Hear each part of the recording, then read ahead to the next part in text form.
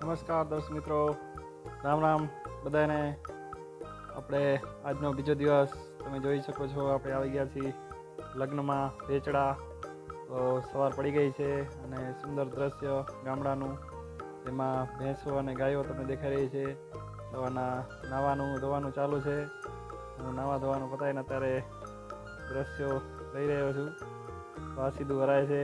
આ નાનો અવાડો ગાયોને પાણી પીવા માટે ઘરમાં જ. ખૂબ જ સુંદર વ્યવસ્થા છે. અહીં ગાયો વાસીદું જોઈ શકો છો. અત્યારે તૈયારી ચાલી રહી છે. અમે તૈયાર થઈ રહ્યા છીએ, કપડાં વપડા પહેરી અને હવે લગ્નમાં માંડવામાં જવાની તૈયારી ચાલુ છે.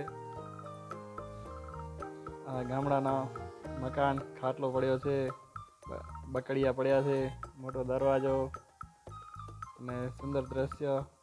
ઠંડીનું વાતાવરણ છે. થોડી ઘણી ઠંડી અને થોડી તડકાનો અનુભવ લઈ રહ્યા છીએ.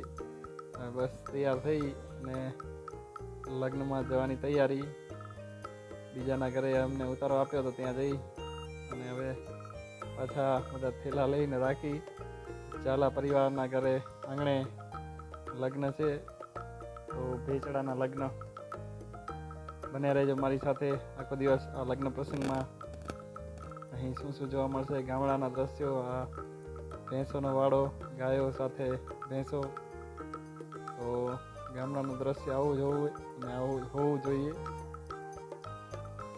તો અત્યારે અમે હવે જઈ રહ્યા છીએ.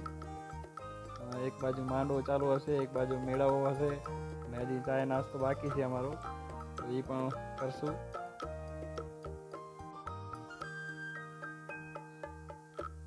અત્યારે અમે ચાય ને નાસ્તો કરી રહ્યા છીએ. ચાય સાથે પાપડી ગાંઠિયાની મોજ. સામે મેળાવો ચાલુ છે, ડાયરો, જેને ઝાલાવાડમાં ડાયરો કહીશું અમે. અને સાથે માંડવો પણ ચાલુ છે ઘરમાં. તમે ઝૂમના દ્રશ્યો જોઈ શકો છો. ફોટોગ્રાફી પણ સાથે ચાલુ છે અને અમારી અહીંયા ચાયની સાથે નાસ્તાની મોજ. આ ડાયરો, જેમાં ગામના લોકો ભેગા થઈ, આજુબાજુના ગામના લોકો પણ ભેગા થઈ અને સાથે બેસી અને ચર્ચાઓ કરે છે.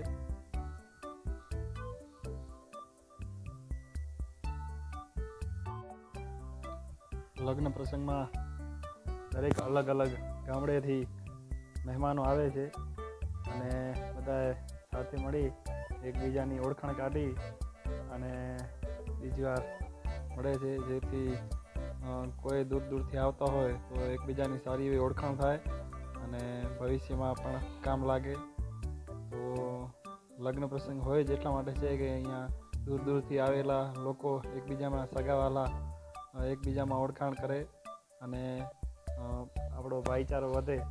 એ માટે લગ્ન પ્રસંગમાં મહેમાનો એકબીજાને મળે છે અને પરિવારના લોકો સાથે મળી અને આ લગ્નને ઉજવે છે. સાથે ગામના લોકો પણ એમાં જોડાય છે અને ખૂબ જ સારો સહયોગ આપે છે. સગાવાલા પણ એમની રીતે મહેનત પણ કરતા હોય છે અને સાથ સહકાર આપતા હોય છે. તો બાળકોને પણ આમાં વડીલોનો પ્રેમ તથા સમય મળે છે. તો લગ્નમાં આવવાની મોજ જ કંઈક અલગ હોય છે. તમે બધા લોકો એકબીજામાં પરસ્પર મેળાવો, ડાયરો કરતા હોય છે, જેથી એકબીજાની માહિતી મળે અને ઓળખાણ થાય.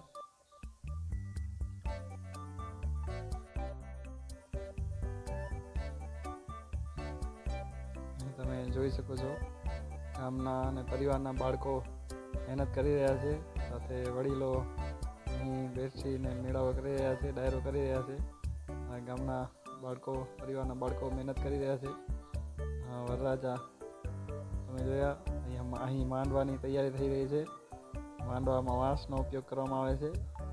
એને બાંધીને માંડવો લગાડવામાં આવે છે. તેના ઉપર કડબ હોય જે જુવારનો પૂરા, એને મૂકવામાં આવે છે. આ માતાઓ બહેનો માંડવામાં આવી ગયા છે. વરરાજા તૈયાર થઈને ઊભા છે. ડાયરો હવે પૂરો થઈ ગયો છે. હવે જમણવાર ચાલુ થશે. અમે અહીં બહાર ફરવા માટે નીકળ્યા હતા તો એક હાર્વેસ્ટર દેખાણું મોટું, જેનાથી ઘઉં, રાયડો, ધાણા એવું બધું કાપી શકાય. પંજાબથી વધારે આવતા હોય છે. અહીં એક હું વાડીની મુલાકાત લેવા આવ્યો હતો, જેમાં ગાય માતાઓ બાંધેલી હતી. ગીર ગાયું છે આ બધી, અને વૃક્ષો મસ્ત સાથે કાચું મકાન જેવું છાપરું, ત્યાં આંટો મારી અને પછી વળી પાછા અમે આવી ગયા છીએ. તો અહીંયા જમણવારની તૈયારી ચાલુ છે ને બધા ડાયરો કરી રહ્યા છે, બેસીને એકબીજા સાથે દુનિયાભરની વાતો ચાલી રહી છે.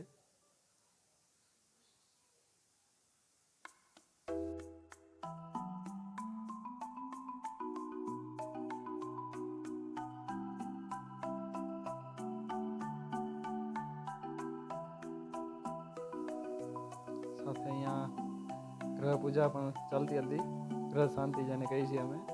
તો એનો પણ એક નજારો દેખાડી દઉં તમને, જેમાં હવન કરવાનું હોય છે. અને એ પૂરા થયા પછી અમે જમણવાર માટે આવી ગયા.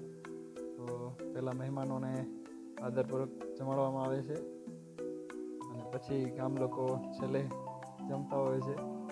તો એ પણ એક ઉદાહરણ તરીકે છે કે મહેમાનોને માન આપી અને પોતે પાછળથી જમવું. તો અત્યારે તો આ બુફે સિસ્ટમ જેને કહેવાય છે કે બધા પોતપોતાની રીતે લઈ લે. અહીં ઢોકળા બની રહ્યા છે, તો ગરમા ગરમ ઢોકળા તમને ખાવા મળ્યા. બહુ સ્વાદિષ્ટ હતા, મજા આવી ગઈ.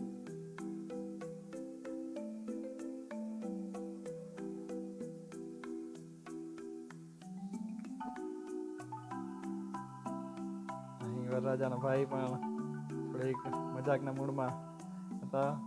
ઘણી બધી મહેનત કર્યા પછી થોડોક હળવાશ ભર્યો અનુભવ અમારો. વળી પાછા અમે જમીને પાછા રાઉન્ડમાં આગળ નીકળ્યા હતા ગામમાં બધું જોવા માટે.